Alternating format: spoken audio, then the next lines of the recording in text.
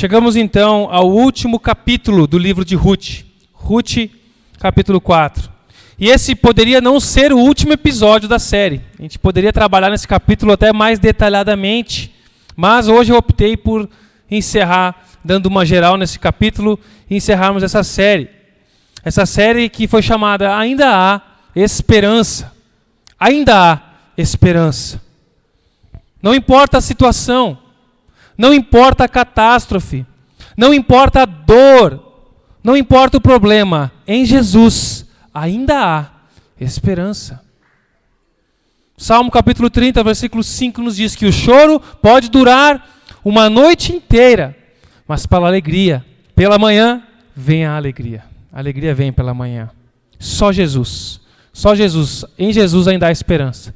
Jesus quer raiar em sua vida, quer voltar a dar brilho na sua vida, e quer que você brilhe para outros, que Ele seja luz em você para outros, raiar através de você. Ele é a nossa estrela da manhã. Eu gosto de filmes com reviravoltas, que você é surpreendido no enredo, não tão previsível assim. Bons finais, mas finais felizes, finais surpreendentes. E o final do livro de Ruth, quando você lê ele pela primeira vez, se você não conhece essa história, você vai lendo, ela causa surpresas para nós aqui nesse desenrolar no capítulo 13 e no capítulo 4. A história dá umas reviravoltas, mas você não percebe nenhum momento de medo nessa carta. E a nossa vida é cheia de reviravoltas. Quem já passou por alguma reviravolta na vida? Quem é surpreendido por algo ao longo da sua vida? A nossa vida é cheia de reviravoltas, mas não precisamos ter medo. Porque quem está escrevendo a nossa história é Deus. E a história de Deus em nossa vida vai além de nós. Porque é a história de Deus em nossa vida e através da nossa vida. Vai muito além de nós. Mas nós temos uma tendência natural de querer fazer coisas grandes na vida, coisas grandiosas, coisas que a gente é reconhecido por elas, coisas de grande valor, coisas de importância. Só que distorcido pelo pecado, esse desejo que nós temos de fazer algo de valor, algo grande, faz com que a gente se volte para nós mesmos. De alguma forma que nós queremos ser relevantes. Tem alguém aqui que já sonhou em ser um grande jogador de futebol? Ou ainda sonha? Os 30 a mais aí, 40, 50, alguém? Eu um dia sonhei em ser um grande jogador de futebol. Alguém já sonhou em ser um grande jogador de futebol? Alguém já chegou perto disso, talvez? Talvez alguém já sonhou em ser um empresário de sucesso. Eu quero ser alguém de reconhecimento na minha carreira. Eu vou dar palestras sobre como fazer isso, como fazer aquilo. Eu vou ser um empresário benchmarking para todo mundo.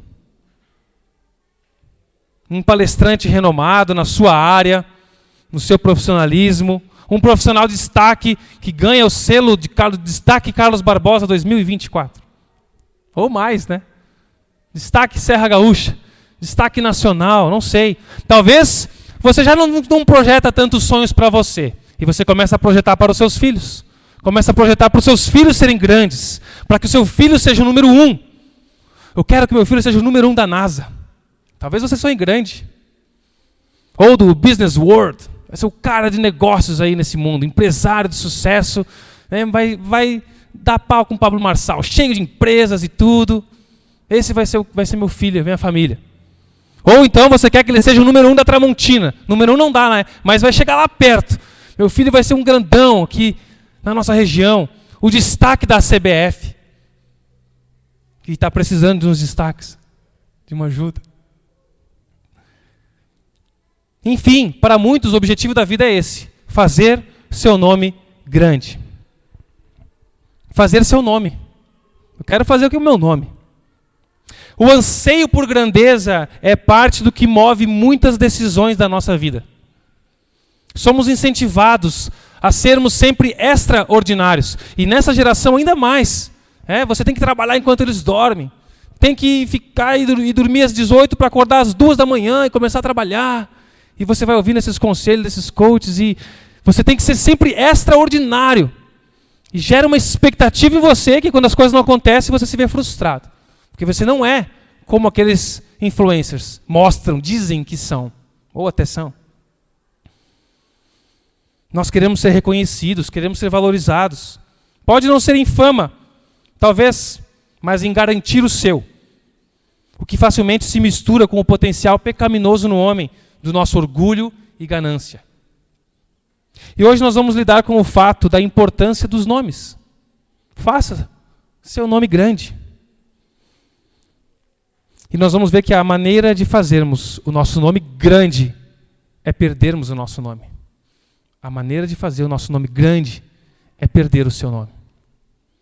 Logo no início do capítulo 4, nós vemos Boaz, aqui um dos protagonistas do livro, agindo rapidamente para resolver o problema do capítulo final, ali do capítulo 3, que gerou. Ele disse, fica tranquila que eu vou resolver isso para ti, falou para Ruth. E ele vai para agir e resolver essa situação. Alguém, ele ou outra pessoa, iria se casar com Ruth. E ali, alguém seria o noivo. Então nós vamos ver o nome desse noivo. Capítulo 4, versículo 1. Boaz foi à porta da cidade. Sentou-se ali. Nesse momento ia passando o parente resgatador que ele havia mencionado. Boaz o chamou e disse, venha cá, sente-se aqui, amigo. Quero conversar com você. O homem foi e se sentou. Então Boaz chamou 10 autoridades da cidade e pediu que se assentassem com eles. Em seguida disse ao resgatador da família, você conhece Noemi, que voltou de Moabe? Ela está vendendo a propriedade do nosso parente Elimeleque. Pensei que deveria falar com você a respeito, para que você a resgate, caso tenha interesse. Se quer a propriedade, compre-a na presença das autoridades do meu povo. Se não tiver interesse por ela, diga-me logo, porque depois de você, eu sou o resgatador mais próximo. O homem respondeu, tá certo, eu resgatarei a propriedade. A porta da cidade. Na porta da cidade era um local de reuniões, era um local público de se reunir, de tomar decisões importantes com testemunhas ali. Era como se fosse um tribunal público para tratar casos de maneira legal, de acordo com a lei do Senhor. E ali ele reúne 10 anciãos, que eram autoridades, homens, para dar testemunho do que iria acontecer ali. Então ele chama esse parente resgatador. Lembram que no capítulo, na mensagem anterior, quem não ouviu a mensagem, ouça a mensagem. No capítulo anterior, ele fala para Ruth, sim, eu posso resgatar você, mas tem um outro parente antes de mim. E ele que é o seu resgatador primeiro. Então agora ele está tentando resolver esse impasse desse resgatador. E ele chama esse cara para conversar. E na minha tradução da NVT, que eu estou usando aqui, e também na NVI, aparece que ele diz, venha cá, sente-se aqui, amigo. Mas esse amigo que está ali não aparece no texto original. Não tem esse vocativo ali. O narrador realmente não cita o nome desse outro parente resgatador e nem chama ele, não está dizendo quem que é. Algumas outras versões, você pode estar com uma revista atualizada, vai dizer que aparece de uma forma ali ele chamando o homem de fulano. Ele diz que, ó fulano, vem aqui, sente-se aqui e vamos conversar. Enfim, Boaz chama ele de fulano, esse senhor fulano aqui, que a gente não sabe o nome. E diz que você é o resgatador de direito, você pode comprar as propriedades de Noemi e ficar para você, ajudar ela a resgatar isso e colocar na família. Então, para a gente lembrar um pouco, talvez você não está lembrando da semana passada ou não conhece bem a história, essa lei do parente resgatador está lá em Levítico, capítulo 25, tá? Do versículo 23 ao 34, está lá em Deuteronômio também, sobre a questão do levirato, quando alguém uma mulher morria sem filhos, o cunhado ali, o irmão do falecido, se não era casado, ele proporcionava filhos para essa mulher para manter o nome da família. Isso é explicado nesses textos, você pode ler depois para entender melhor essas leis. E o propósito dessas leis era preservar e proteger o nome e a propriedade das famílias de Israel.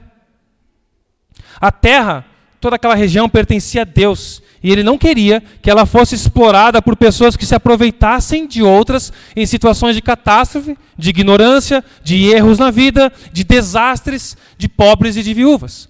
Para não esse abuso, Deus estabeleceu preceitos de como lidar com isso, para proteger ali. E a palavra resgatar significa libertar pelo pagamento de um preço. No caso de Ruth e Noemi, a propriedade de Elimeleque, que era o sogro falecido de Ruth, estava sob o domínio de outro. Talvez arrendada, alguém tomou posse daquela terra quando ele foi embora. Se ele vendeu para juntar dinheiro para sair, não sabemos os detalhes. Mas Noemi volta, e ela precisa, aquelas terras são deles por herança. E eles precisam de alguém para comprar de volta aquela propriedade de quem está com elas. Então esse é o parente resgatador. Então o que Boaz está dizendo aqui, nessa reunião, nesse tribunal, em outras palavras é o seguinte, ó, Noemi tem uma área de terra que vai voltar a ser dela. E ela está vendendo essa terra, pois ela precisa do dinheiro para sobreviver. Você é o primeiro na lista que tem esse direito de comprar essas terras. Você tem interesse, senhor fulano? E ele rapidamente responde, né? Começa a pensar, talvez rápido ali, ó, Noemi é uma senhora já. Não tem descendentes. Dificilmente terá filhos novamente. Então, eu compro o direito da terra, cuido dessa senhorinha por mais uns anos, daqui a pouco ela bate as botas e eu fico com a terra e incorporo esse bens às minhas propriedades. Vai ser uma incorporação à minha holding, mais uma propriedade. É um bom negócio, vale a pena. Eu compro e fico com essas terras, diz o senhor fulano rapidamente. Mas Boaz explica um pouco mais a partir do versículo 5. Boaz diz para ele, é claro que ao comprar a propriedade de Noemi, você também deve se casar com Ruth, a viúva moabita. Desse modo, ela poderá ter filhos que levem o nome do seu marido, falecido, né? E mantenham a herança na família dele. Se é assim, diz o senhor fulano, não posso resgatá-la, respondeu o parente resgatador. Isso poria em risco a minha própria herança. Resgate você a propriedade. Eu não posso fazer. Naqueles dias, havia o seguinte costume em Israel. Quando alguém queria transferir o direito de resgate e troca, tirava as sandálias e entregava a outra pessoa para validar publicamente a transação. É que nem se fossem dois meninos, um cuspia na mão do outro e apertava as mãos. Então, fazer uma troca de sandálias era mais higiênico, ou não, do que apertar as mãos assim. Estamos fechando o negócio, tá? Você fica com esse direito. Então Boaz diz às autoridades da cidade e ao povo ao redor, vocês são testemunhas, que hoje eu comprei de Noemi toda a propriedade de Elimeleque, Quilom e Malom. E junto com a propriedade tomei como esposa Ruth, a viúva moabita de Malom. Assim ela poderá ter um filho que leve o nome da família do seu falecido marido e herde a propriedade da família aqui na cidade natal deles. E hoje vocês são testemunhas disso. Boaz guardou uma informação importante no negócio, né? Tinha uma carta aqui, agora trouxe um super trunfo na negociação, que era importante para o momento certo. E o senhor fulano mudou de ideia rapidinho.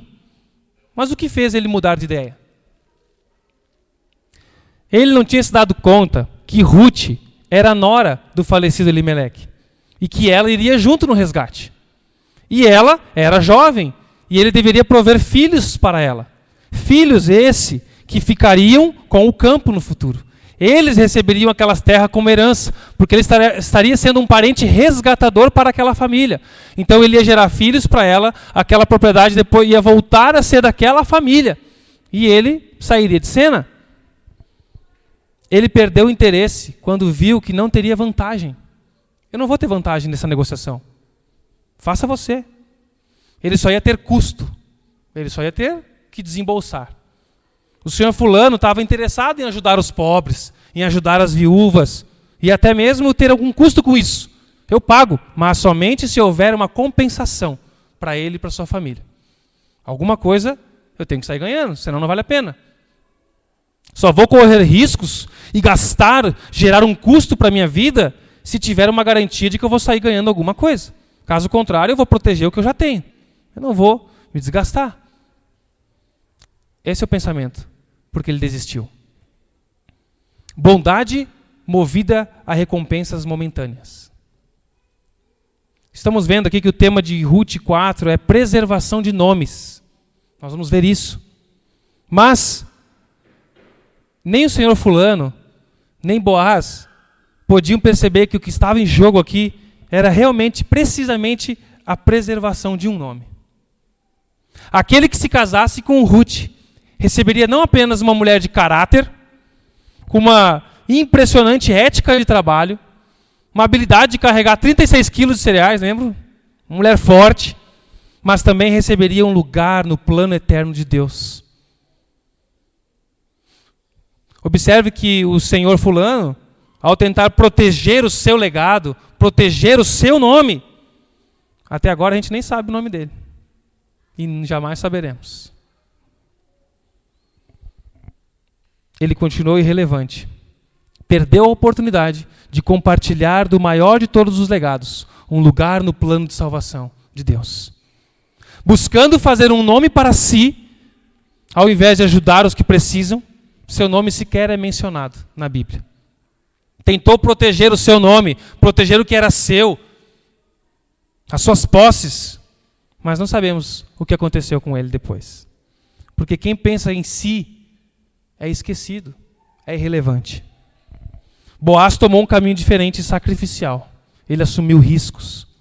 Ele assumiu o custo da obediência, do amor, da renúncia de si. E até hoje falamos dele, honrando o nome dele. O desprendimento e a generosidade de Boaz colocaram ele na história da redenção. Ele passa agora a ser um dos grandes nomes na Escritura. O nome de Boaz.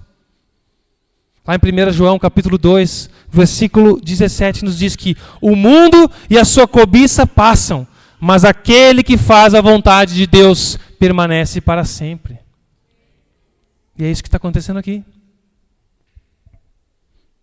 Porque nós, assim como o senhor fulano, colocamos os nossos interesses em primeiro lugar. Esse é o nosso modo de pensar padrão. Esse é o modo básico nosso, ser humano. A gente age assim por natureza. Pensamos em como podemos obter lucro, proveito das situações. Como isso vai dar vantagem para mim, para minha família, para minhas posses. Esse é o modo básico e mundano de se pensar. Os meninos desse mundo querem aproveitar todas as oportunidades para aumentar a sua fortuna. Iludidos por sua corrupção, rejeitam a glória do Senhor da vida com Cristo. Com medo de perder migalhas mundanas, com medo de que alguém invada a sua propriedade, aquilo que é seu, aquilo que ele conquistou, que você conquistou. Poucos são os homens que conhecem o valor da piedade, da bondade. E nós precisamos estar atentos ao bem que nós temos deixado de fazer, porque nos custa algo. Sim, envolve custo financeiro, material aqui. Ele ia comprar, ele ia dispor de recurso para comprar uma propriedade. E a gente pensa muito, ou nem pensa, não se discute, não se mexe no bolso. Ou a gente começa a fazer as continhas da nossa matemática. Mas não é só isso. Envolve dedicação de vida, de tempo seu, da sua história, da sua casa, compartilhar o conforto do seu sofá com alguém, compartilhar o seu carro sem medo que suje o seu banco, compartilhar aquilo que Deus colocou na sua mão, sem medo de que alguém vai quebrar o seu copo. Dividir. Existe uma matemática maluca do bem, como diz uma canção infantil. Matemática maluca do bem. Aquele Minha Vida é uma Viagem. É verdade. A matemática do reino de Deus é diferente da matemática dos italianos, dos alemães, da Serra Gaúcha. A economia celestial é diferente da economia que a gente aprende aqui. Da natureza humana, da carne, deste século. Deus opera com um tipo de cálculo diferente, onde o caminho da plenitude, de estar cheio, de estar satisfeito, passa pelo esvaziamento. É o contrário, é sobrenatural. Estar cheio, estar realizado, estar pleno, passa pelo esvaziar-se. O senhor fulano não fazia esse tipo de cálculo. Ele não fazia esse tipo de conta. E por isso que a conta não fechava para ele. Não valia a pena. Ele apegou-se ao que tinha e conseguiu perder algo muito maior. Se apegou ao que ele tinha e perdeu a chance de ter algo muito maior, com que jamais ele sequer tinha imaginado. Boaz não estava se casando com Ruth por causa do proveito que ele podia tirar. Em termos de equação social e financeira, aquele homem rico, como diz lá no capítulo 1, se casar com uma estrangeira moabita pobre, aquele homem desprender dos seus recursos, porque do rico é mais difícil tirar. Então ele era um homem rico, desprendendo do seu recurso, para ajudar aquela família, dividir e ficar nas posses de outro. Ele não estava entrando nesse relacionamento pensando nisso. Ele viu a necessidade de uma família, de ter um filho, de herdar aquela propriedade que ele gastou para adquirir. Aquilo nunca faria sentido na nossa economia mundana. Tem que ter uma mente divina, mente de Cristo. O fato é que a sabedoria do Senhor opera com uma base de cálculo diferente do conhecimento do mundo. E Deus faz milagres sobrenaturais na matemática maluca do reino dele. Só desfruta quem vive, quem dá o passo. Senão só ouve falar quem não vive. Tem um missionário que morreu jovem, em 1956, Jim Elliot, morto pelo povo que ele foi evangelizar. Ele disse, você escreveu, né? Não é tolo aquele que abre mão do que não pode reter para ganhar o que não pode perder. Essa frase estava numa parede lá na entrada do refeitório do seminário onde eu estudei lá. E as primeiras vezes que eu li rápido, uma frase meio filosófica, difícil assim, parecia que não fazia sentido. Mas se você parar para pensar, né? O que diz isso? O mundo chama de tolo aquele que não faz a matemática da economia do que eu vou ganhar com isso. Qual que é a minha vantagem? O que eu saio ganhando? Cara, mas tu vai sair perdendo nesse negócio? Você vai dar isso aí? Você vai ajudar do nada isso? Que loucura isso? Que tolo! Não é tolo aquele que abre mão daquilo que você não pode reter e guardar. Não adianta. Isso vai se corroer, vai se desmanchar para ganhar aquilo que você jamais vai perder, que só Deus pode te dar. Pense nisso. Talvez a tua vida ande empacada, sofrida, e nunca feche as contas, porque você quer os resultados do reino de Deus, usando a base de cálculo do mundo. Vivendo os padrões do mundo, você quer viver o sobrenatural de Deus, andando como esse mundo anda. Essa conta divina, a matemática celestial, não diz respeito apenas ao que vem depois da morte, mas diz a vida aqui também. O desfrute da vida aqui, aos frutos que nós podemos colher aqui já com Jesus. Talvez você já pensou no seu envolvimento no reino de Deus e com a igreja de forma simplesmente humana. Eu não vou gastar meu tempo preparando aula para crianças. Eu não vou gastar tempo dando aula para crianças. Tenho muito mais o que fazer. Eu não vou perder meu tempo no domingo indo para um lugar para cantar, para ouvir um chato falar, derrubar a água. Que coisa, que perda de tempo. Eu vou curtir aqui minha casa, meu chimarrão, minha sacada. Não faz sentido essa vida aí de tolo. Eu não vou perder a oportunidade de fazer mais dinheiro para minha família. Eu posso trabalhar mais, eu posso agregar mais em vez de abrir mão para ir num GC, para ir numa célula, orar com as pessoas, saber do problema dos outros, abrir meu coração, clamarmos a Deus juntos, aprender sobre Jesus, compartilhar vida. Não, eu quero trabalhar mais. Eu quero acumular, eu quero descansar, dormir. Poxa, eu tenho 18 anos, eu estou cansado, problema na coluna. Que silêncio, é Deus falando. Eu gastar meu tempo ajudando outras pessoas? Eu gastar meu tempo fazendo artesanato para as pessoas? Eu contribuir? Eu dizimar? Cada um que se vire, que se puxe. Deus que faça um milagre para pagar essas despesas de um prédio. Tem mais gente para fazer, eu não vou perder meu tempo. Eu vou dar chance para os outros. Eu não quero perder meu dinheiro, minhas economias, eu vou proteger o que é meu, eu vou proteger meu nome. Não é lucrativo esse negócio. Esse é o passo. Quero mais é salvar o que é meu. A verdade é que quem quiser salvar a sua vida, vai perdê-la. Mas quem perder a vida por causa de Cristo, esse a achará, a encontrará vida, a salvará. Mateus capítulo 16, versículo 25. A melhor maneira de garantir a eternidade do seu nome é pela união com o Senhor Jesus Cristo. Ao invés de buscar construir um nome, uma fama sua própria, para sua segurança e proteção, importe-se mais em construir, trabalhar e proclamar o nome do nosso Redentor e Resgatador, Senhor Jesus Cristo. Em sua vida, na sua casa, não apenas no domingo cantando, mas de manhã quando você levanta, antes de dormir, todo momento. Pare de se preocupar em fazer o seu nome ou dos seus filhos grande. Sirva e ame a Cristo. O resto virá da maneira que Ele quiser e tenha certeza que é melhor. É a melhor. Busque em primeiro lugar o reino de Deus e a sua justiça. E o que a gente precisa, Ele vai dar. O plano de Deus em nossas vidas envolve esse morrer diário para as nossas tolices. Todo dia, diariamente, tome a sua cruz e diga: hoje eu preciso morrer para mim mesmo, para a minha vaidade, para a minha ganância, para a minha preguiça, para as minhas desculpas.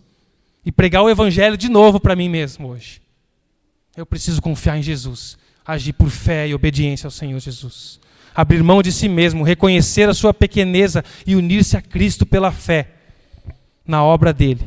Essa é a maneira de ter o seu nome preservado, registrado no livro da vida, na eternidade com Cristo Jesus, e começar a desfrutar da vida aqui. E o texto continua e volta-se para a noiva. No versículo 11 e 12 nos diz: as autoridades da cidade e todo o povo que estava ali responderam: somos testemunhas que o Senhor faça a esta mulher que chega à sua família, Boaz, o que ele fez a Raquel e Lia, das quais descendeu toda a nação de Israel. Que você seja próspero em Efrata e famoso em Belém. Que o Senhor lhe dê com esta jovem uma descendência numerosa, como a dos nossos antepassados, Pérez, filho de Tamar e Judá. Os anciãos e o povo ali, acho que gerou uma expectativa no desfecho desse trama. Além dos anciãos, deve ter juntado um bando de curioso ali, noveleiro, para ver como é que ia fechar aquela novela sem reprise. Como é que vai dar esse desenrolar, esse romance? E eles celebraram. Ruth e Boaz vão estar juntos. Que ela seja abençoada, oraram ali, clamaram a bênção de Deus, proferiram bênçãos para elas. Que nós hoje estamos aqui anunciando essas bênçãos que aconteceram. O povo orou para que Ruth fosse como Raquel e Lia. Quem foi Raquel e Lia? Foram as mães da nação de Israel, que geraram as 12 tribos de Israel. A oração do povo era para que ele, Boaz e Ruth fossem férteis, tivessem filhos de relevância para a nação. Afinal de contas, os filhos de Raquel e Lia são muito relevantes. São os nomes das tribos. E que os seus filhos também sejam relevantes para toda a nação. E que seja lembrado em Belém. E assim foi e é até hoje. Que grandes mudanças estão acontecendo na vida de Ruth. Que desfecho para essa história que começa com um grande drama, choro, tristeza. Ela está desfrutando do fruto de confiar no seu resgatador. Ela não está confiando no fruto do seu trabalho, mas de confiar no seu Redentor, no seu resgatador. Porque ele disse que ia cuidar das coisas. E ela, tá bom, eu vou esperar no meu resgatador. Ruth passou da solidão para um amor, do trabalho árduo para o descanso, da incerteza do futuro para uma segurança. E talvez Ruth, conjecturando aqui, isso não está aqui, mas talvez por medo, ela poderia até ter medo de não ter filhos com Boaz. Afinal de contas, ela já foi casada. Ela ficou bons anos casados com Malom e não gerou filhos. E será que não passou dela? E se eu não tirar um filho com Boaz? Talvez passou. Talvez o passado tentou influenciar a empolgação da bênção que ela estava vivendo, da alegria de celebrar aquele momento. Olhando para trás, talvez causaria medo. Mas não há clima de insegurança aqui no texto. Não há clima de medo aqui. O clima é de expectativa, de esperança, de bênçãos no ar. E nós conhecemos, a maioria que conhece o final da história. Se nós não soubéssemos, nós estaríamos igualmente empolgados aqui. Agora vai dar certo isso aí. A futura noiva não sabia o que esperar. Desde que ela saiu para colher grãos, no primeiro dia de trabalho dela. Vou andar por aí. E por acaso entrou no campo de Boaz. Olha esse desfecho. Ela não sabia o que esperar, mas ela esperava confiante, tranquila e operante. Ela não ficou confiante no quarto dela. Ela não ficou confiante sentada esperando, confiando, agindo, trabalhando com humildade, segurança no Senhor. Uma das figuras que a Bíblia usa para ilustrar a igreja é de noiva de Cristo. Por isso que tem aquela musiquinha, né? Incendeia, Senhor, a tua noiva. E tem gente que, como assim, né? Que papo é esse de botar fogo em uma noiva? Esse povo doido, piromaníaco.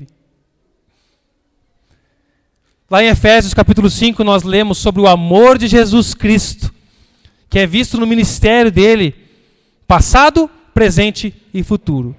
Passado, porque ele morreu por nós, levou o nosso castigo, para que nós pudéssemos ser aceitos por Deus. Presente, porque ele nos santifica, ele nos purifica e nos sustenta e mantém a sua igreja. É ele que mantém o seu povo, é ele que nos preserva nele. E futuro, porque um dia ele nos levará plenos ao Pai. Ele está santificando, preparando a sua noiva, a sua igreja, para esse grande banquete do casamento. Para essa ceia, esse encontro pleno que está anunciado lá em Apocalipse capítulo 19, onde nós vamos celebrar a união da igreja com Cristo. Toda a igreja do Senhor na face da terra. Jesus está trabalhando, preparando para nós um lar. Nós podemos não saber detalhes do que nos espera, mas podemos esperar tranquilos e confiantes e operantes. Não espere pouco do fruto do que o Senhor pode fazer na sua vida. Não espere pouco. Não espere pouco do fruto do que o Senhor pode fazer na sua vida. No Senhor a gente não é iludido, mas cria expectativas bíblicas, não expectativas mundanas, não expectativas de coaches de Instagram, porque essas sim devem ser frustradas para que a gente possa desfrutar do que Deus tem para nós. As expectativas dele. Jesus está trabalhando. Não fique com medo do passado, do que já aconteceu, do que você já fez, do que já foi. Não fique se apegando a isso, mas que o seu passado, a sua história triste, vergonhosa, dolorosa muitas vezes, seja um testemunho do glorioso poder e do amor de Deus. Apesar disso, apesar de mim, apesar de você, Deus nos ama, nos perdoa, nos restaura para continuarmos com Ele. Jesus está trabalhando em você, confie nisso. Entregue-se, obedeça. Deus quer gerar frutos em você e através de você nessa terra. Mas você pode estar empacando o processo e não desfrutando do que Ele tem para ti, por causa da sua desobediência, por causa da sua negligência em buscar, entregar e confiar. Tentando resolver do teu jeito, dar o teu jeitinho. Abandone isso, renda-se ao Senhor, renda-se a Ele somente. Essa união do noivo e da noiva gerou um fruto a partir do versículo 13, o nome do bebê. Boaz levou Ruth para a casa dele e ela se tornou sua esposa. Quando Boaz teve relações com ela, o Senhor permitiu que ela engravidasse e ela deu à luz a um filho. Então as mulheres da cidade disseram a Noemi, a avó do bebê: louvado seja o Senhor, que hoje proveu um resgatador para a sua família. Que esse menino seja famoso em Israel. Que ele restaure o seu vigor e cuide de você em sua velhice, pois ele é filho da sua nora, que a ama e que tem sido melhor para você do que 7 filhos.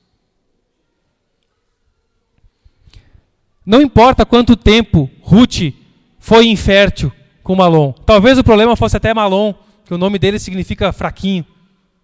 Talvez. Mas o texto deixa muito claro para nós que o Senhor permitiu que ela engravidasse. É Ele agindo na vida dela. É Deus que tocou nela. Permitiu que ela desse à luz a um filho. Porque Deus sempre esteve agindo na vida de Ruth. Mesmo de maneiras não tão claras para ela, assim como para nós, Deus está sempre agindo na nossa vida. Mesmo que as coisas não estejam claras para nós. E é por isso que envolve fé e confiança. Deus estava agindo na vida de Ruth lá em Moabe, dando para ela fé, a força para crer nele, para ser incluída na aliança, para ser companhia para Noemi. Deus, a graça do Senhor levou ela, por acaso, no campo de Boaz, o parente resgatador. A graça do Senhor levou ela para Belém. A graça de Deus se manifestou nos portões da cidade, onde esse outro parente rejeitou Ruth, e Deus abriu o caminho para Boaz ser o noivo. Então Deus derramou a sua graça sobre essa mulher que confia e desfruta do cuidado de Deus, mesmo em situações difíceis, e ela gera um fruto do seu ventre. Versículo 16 diz que Noemi pegou o bebê, aninhou junto ao peito e passou a cuidar dele como se fosse um filho. As mulheres da vizinhança disseram: Noemi tem um filho outra vez. E lhe deram o nome de Obed. Ele é o pai de Jessé, pai de Davi. Aqui nos dá a entender que as próprias vizinhas que deram o nome ao bebê. Tinha muito a ver com a circunstância, o nome. Essas vizinhas falam bastante, né? Falaram no começo quando ela chegou, falam agora aqui, fala de novo. Mas elas estão reconhecendo o agir de Deus aqui. Um bebê cujo nome recebido é Obed, que significa servo. Obed significa servo. Um nome muito adequado ao propósito de qualquer ser humano. Nosso nome deveria ser Obed alguma coisa. Obed Lucas, Obed Priscila, Obed Alex, Obed Luiz. Por que estamos aqui se não for para servir? Obed foi uma bênção, um servo para Boaz, perpetuando o nome dele até hoje aqui. Mesmo que ele recebesse e reintegrasse a herança de Elimeleque. Obed foi bênção, um servo para Ruth, na sua inserção na linhagem da família real, porque gerou o rei Davi aqui. Davi é o rei, foi o rei mais famoso de Israel. Obed foi uma bênção e um servo para sua avó Noemi, como consolo e o resgatador das terras. Obed foi uma bênção e um servo para a nação de Israel, gerando a linhagem do rei Davi. Obed foi uma bênção e um servo para todo mundo, gerando a linhagem do Messias vindouro. Esse bebê era um servo nas mãos de Deus. Um servo servindo como fonte de bênção e esperança para muitos. Mesmo sem nenhum dessas pessoas ter noção do alcance que teria isso tudo. Nasceu um bebê, Obed. Mal esperavam eles que Obed seria avô de Davi, que Davi o rei mais famoso de Israel, que o Messias viria dessa linhagem. Que grandes coisas esperam para aqueles que confiam no Senhor. Confiar nele. Eu vi um comentário muito interessante. Quem aqui já assistiu aquele filme Formiguinha Z? Só o Edson e a Priscila? Formiguinhas, né? Então, a maior parte do filme gira em torno daquela formiguinha lá que quer conquistar a princesa dentro do formigueiro. E ele é uma formiga operário. E se mistura com os soldados ali. E o filme gira em torno dos seus sonhos e objetivos. Mas, no final do filme, a câmera vai se afastando do discurso dele lá no finalzinho do formigueiro, fora do formigueiro, na calçada. E vai se afastando, vai dando um zoom out. E mostra que eles estão lá na calçada do Central Park, em Nova York. Esse é um convite a uma reflexão de que a relação, do paralelo entre as pequenas coisas da vida são nada perto de um todo. São dramas reais. São dores ali. Mas isso é muito pouco perto do todo que Deus está escrevendo na história. Os dramas da vida são pequenos, pontuais, mas fazem parte de um todo e têm relevância para além do que podemos imaginar. E essa genealogia agora, no final do livro, tem uma pequena genealogia, uma ordem de nascimento. E essa genealogia encerra o livro, tem essa função narrativa semelhante. É tipo um zoom out. Até agora a gente falou de Noemi, de Ruth e Boaz, mas olha só, olha o que Deus está fazendo. Não é sobre Noemi, não é sobre Ruth e Boaz. Há algo muito maior do que o nosso formigueiro. Tem coisas muito maiores. A história, que parecia ser uma simples história de uma senhora amargurada ficando feliz, e um enredo romântico, acaba sendo a maneira que Deus usa, que Deus cria, que Deus arquiteta, que Deus realiza, para satisfazer uma necessidade bem maior. A história teve início com aquela informação, lembra no capítulo 1, versículo 1? Nos dias de... Agora vai ter o texto, não, ainda não bota o texto. Alguém lembra como é que começa a história? Que época que está acontecendo aqui? Nos dias de juízes. Dias onde cada um fazia o que era certo aos seus próprios olhos. No tempo de juízes. Mas agora o livro termina com a genealogia desse rei mais famoso de Israel. Os dias de juízes estão acabando. Os dias onde cada um faz o que é certo aos seus próprios olhos vão acabar. Um rei está chegando. Um rei já chegou. Um rei já se levantou no madeiro. E ele voltará. Ele venceu a morte para que possamos ter vida. Esse voltará. Esse livro é a narrativa de uma grande história. De uma história de amor. Mas não do amor de Boaz ou de Ruth. Ou de Noemi. A verdadeira história de amor está na visão macro que nós podemos ter dessa narrativa. É o amor de Deus pela sua ovelha perdida. É o amor de Deus que escolheu não dar um fim na humanidade quando Adão desobedeceu e pecou.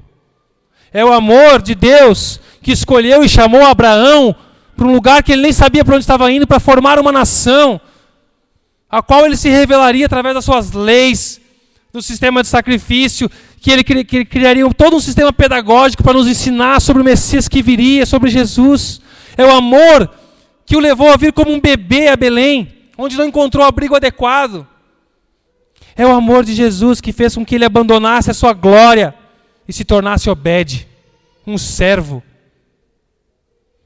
Mas um servo desprezado e rejeitado pelos homens. Esse mesmo amor de Deus conduziu Jesus ao longo de todo o caminho da cruz.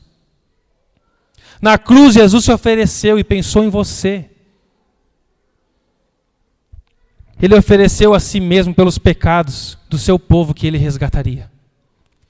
Na cruz ele foi abandonado por Deus Pai, que virou a sua face por ele ter se tornado pecado por nós. Jesus não apenas arriscou a sua vida. Jesus não apenas assumiu um risco de um custo de um campo que ele tirou do bolso. Ele entregou sua própria vida e pagou com sangue para que nós fôssemos resgatados. E por quê? Porque nós somos maravilhosos? Porque nós somos melhor que o mundo e a gente se reúne aqui para cantar para Jesus? É por isso? Porque nós merecemos? Certamente que não. A razão é porque Ele está comprometido em salvar pecadores como nós. Ele está comprometido com a aliança, o pacto do Pai, em redimir e resgatar os seus filhos. E essa era a única maneira de fazer isso. A razão é que Deus amou o mundo de tal maneira que deu seu Filho unigênito para que todo aquele que nele crê não pereça, não morra, não viva uma vida de morte aqui, mas tenha vida eterna, desfrute da vida com Ele, aqui e na eternidade. A razão é a fidelidade pactual de Deus para com aqueles que não merecem, e por isso que é graça do Senhor. Você conhece esse amor de Deus? Você conhece de verdade? Você desfruta desse amor de Deus? Já respondeu a Ele entregando seu coração, a sua vida? Mesmo que a sua vida e o seu coração, a sua mente estejam desfigurados pelo pecado, confusa, manchado seu coração, a sua vida é tudo que você tem para dar. Pode ser um nada, mas é tudo que você tem para dar. O que Deus quer é isso. Renda-se a Ele. Arrependa-se dos seus pecados, de confiar em si mesmo, de querer proteger o seu nome e fazer o seu nome grande. Confie naquele que tem um nome que é sobre todo nome e que escreve o seu nome junto ao dele. Ele será seu redentor. Ele receberá você na família dele. Não importa o quanto você não mereça. Não importa onde você esteve ou o que você já fez. O convite de Jesus hoje para você é: arrependa-se, volte-se para mim. ainda há esperança. Deus o receberá por causa de Cristo. Ele ama você. Não viva mais no tempo de juízes, fazendo o que é certo aos seus próprios olhos. Viva, volte-se para o Rei, Jesus. O profeta Miqueias, lá no capítulo 7, ele diz que o Senhor Deus tem prazer na misericórdia, em mostrar o seu amor. Então venha desfrutar do amor do Senhor. Quero convidar você a baixar sua cabeça para orar.